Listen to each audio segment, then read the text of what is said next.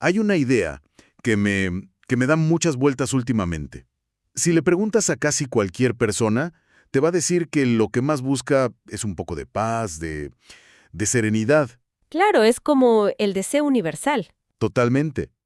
Pero, y aquí viene lo curioso, en el instante en que aparece el más mínimo silencio, ya sea afuera o peor, adentro, en la cabeza, Uf, sí, nos entra como una inquietud, una comezón inmediata. Es casi un reflejo, ¿no? totalmente. Es una compulsión por llenar ese hueco. Sí, Lo primero que hacemos es, pues, manotear el celular, prender la tele, poner música, lo que sea. lo que sea. Cualquier cosa con tal de no quedarnos en ese, digamos, espacio vacío. La ausencia de estímulos parece que nos genera una ansiedad tremenda. Exacto. Y esa reacción tan visceral nos lleva directo a la pregunta central de hoy, que sacamos de un texto fascinante llamado Alfabetización Existencial 8. La pregunta es, ¿por qué la mente le tiene pánico al silencio? Hoy vamos a clavarnos en las razones de ese miedo y, lo que me parece más importante, ¿qué pasa cuando la mente por fin deja de huir? Y es clave, antes que nada, entender de qué silencio estamos hablando. A ver, Porque no es nada más la falta de ruido de la calle o del vecino. El análisis va mucho, mucho más profundo. Se refiere a la ausencia de distracción, a esa pausa en la telenovela mental que nos contamos a nosotros mismos todo el día. la narrativa interna. Esa misma. Y entender por qué nos asusta tanto esa pausa es, pues, entender por qué vivimos en esta agitación casi perpetua. Y lo más interesante es la promesa que se plantea, ¿Cuál? que cuando la mente se aquieta, emerge otro tipo de movimiento, uno que ya no es de ansiedad, sino de creatividad, de lucidez. Ok, vamos a desempacar esto, porque silencio puede sonar a algo muy abstracto. En la práctica, ¿qué es ese silencio que nos incomoda tanto?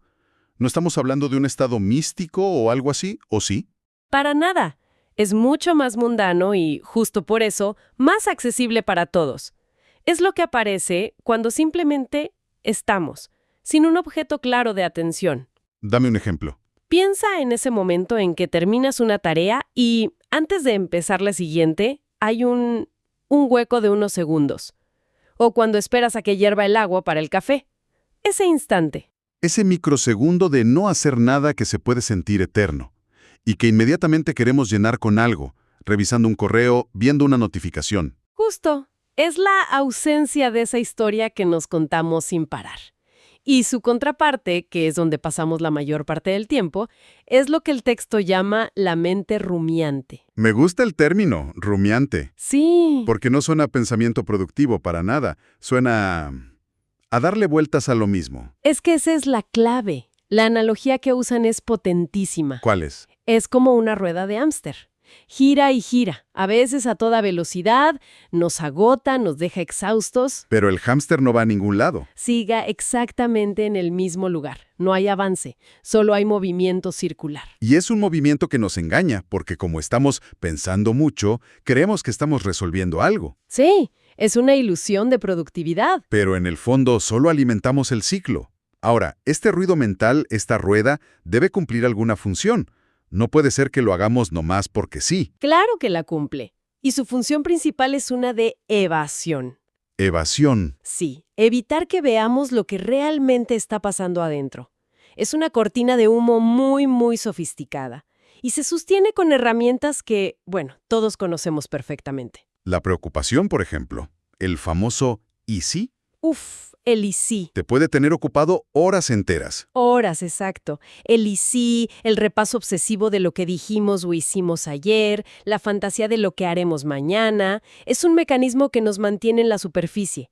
Genera un montón de ruido, gasta una cantidad de energía brutal, pero nos mantiene a salvo de tener que mirar más profundo. Es parálisis disfrazada de actividad. Esa es la frase. Parálisis disfrazada de actividad. Hámster.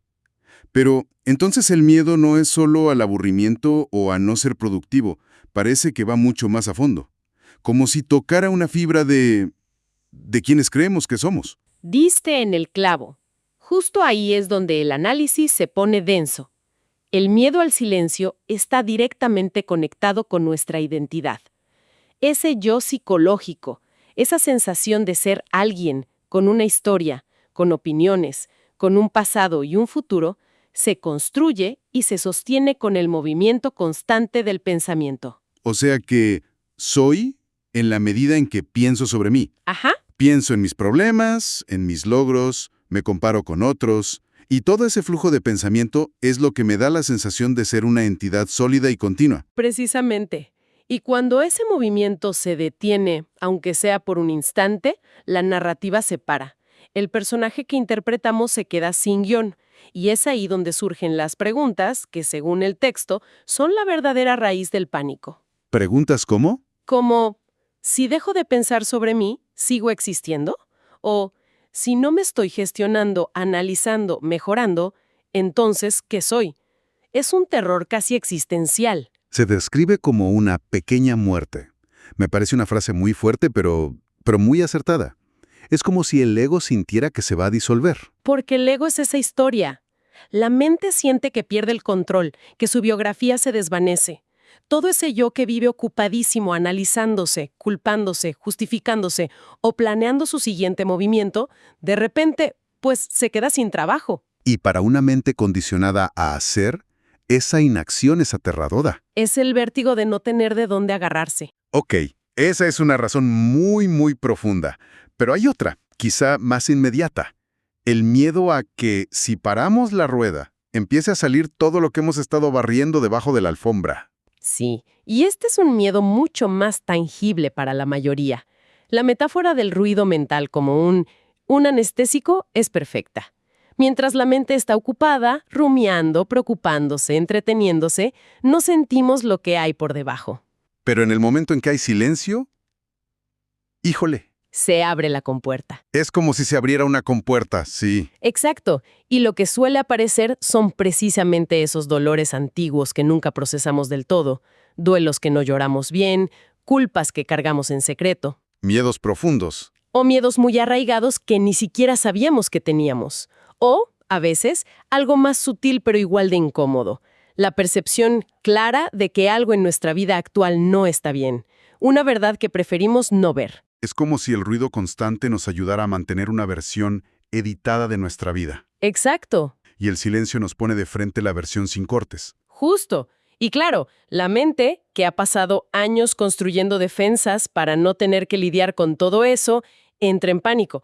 Su primer instinto es correr de vuelta al ruido, A la distracción. a su querida rueda de hámster, donde se siente segura y en control. El anestésico es adictivo, porque funciona, al menos a corto plazo. Claro, entiendo perfectamente el miedo. La mente ve el silencio y lo interpreta como, no sé, como un abismo, ¿no? Sí, como algo peligroso. Como un vacío que amenaza con tragárselo todo. Es una asociación casi automática. Silencio es igual a soledad, aburrimiento, a pérdida de tiempo. Y no solo eso, también lo asocia con la idea de que si me detengo, se me viene el mundo encima. Qué fuerte esa creencia. Como si la actividad mental constante fuera el único pilar que sostiene nuestra vida y si lo quitamos todo se va a derrumbar. Es una creencia muy arraigada. Y la pregunta obvia ¿es correcta esa creencia? ¿De verdad el silencio es ese vacío peligroso que la mente piensa que es? Y ahí es donde se propone el giro de tuerca más importante de todo el análisis.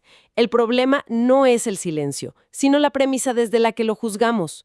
Hemos aprendido a confundir el silencio con un vacío muerto, un agujero negro. Pero la propuesta es verlo de otra manera, como espacio disponible. Vacío muerto versus espacio disponible. Es una diferencia sutil en las palabras, pero el cambio de significado es radical. Totalmente. Un vacío muerto es aterrador, no hay nada ahí. Pero un espacio disponible es potencial puro. Es como la diferencia entre una página en blanco que te da ansiedad porque no sabes qué escribir. Y una página en blanco que te emociona porque puedes crear lo que sea. Exacto. El silencio, visto así, deja de ser una amenaza. ¿Y en qué se convierte? Se convierte en el espacio necesario para que las cosas se vean con más claridad. Cuando el agua de un estanque está agitada, no puedes ver el fondo. Cierto. Necesitas que se calme para que se vuelva transparente. Este espacio disponible es esa calma. Es el cese de la repetición para que por fin pueda surgir algo que no sea el refrito de siempre, algo nuevo, algo genuino. Ok. Entonces, supongamos que alguien se atreve, que a pesar del miedo decide no salir corriendo a la primera señal de incomodidad. Si logramos ver el silencio como espacio y no como vacío, ¿qué pasa en la práctica? ¿La mente simplemente se queda en blanco y levitamos? Ojalá, no, para nada. Sería genial, pero no. Es un proceso mucho más terrenal. Lo primero que suele ocurrir es que la agitación, aunque sigue ahí, pierde poder. Los pensamientos ansiosos siguen apareciendo, no se trata de no pensar, pero el impulso de agarrarte a ellos y dejar que te lleven a donde quieran se debilita. O sea, ves pasar el tren del pensamiento, pero ya no sientes la necesidad de subirte a cada vagón. Te quedas en el andén, observando. Exactamente esa es la sensación. Y cuando dejas de subirte, empiezas a notar algo fascinante: la división interna. Ves con una claridad meridiana cómo una parte de ti anhela esa calma y otra parte, casi por reflejo, busca cualquier excusa para boicotearla y volver al ruido. Ver esa batalla interna. Verla sin juzgarla ya es un paso gigantesco. El ruido. Eres la conciencia que está observando tanto a la que quiere ruido como a la que quiere paz. Justo. Y esa observación ya es comprensión en sí misma. El tercer cambio, que es muy práctico, es que la energía deja de desperdiciarse. Ah, claro. Toda esa fuerza vital que se quemaba en la rueda de hámster, en darle vueltas a lo mismo, de repente empieza a quedar disponible. Es como si cerraras una fuga de energía enorme. Y me imagino que esa energía recuperada se puede usar para algo más constructivo. Y eso nos lleva al cuarto punto, que es el resultado de todo lo anterior. Aparece otro tipo de movimiento. Un movimiento que ya no nace de la ansiedad o de la repetición, sino de la lucidez. De ese espacio de calma pueden surgir ideas claras, conexiones que no habías visto, una intuición más afinada o simplemente impulsos de acción que son coherentes con lo que de verdad sientes, no con la historia que te cuentas sobre lo que deberías sentir o hacer. Es un movimiento que avanza. Que avanza, no que da vueltas en círculo. Hay una metáfora al final de esa sección que lo resume todo de una manera muy bella. La del lago es perfecta.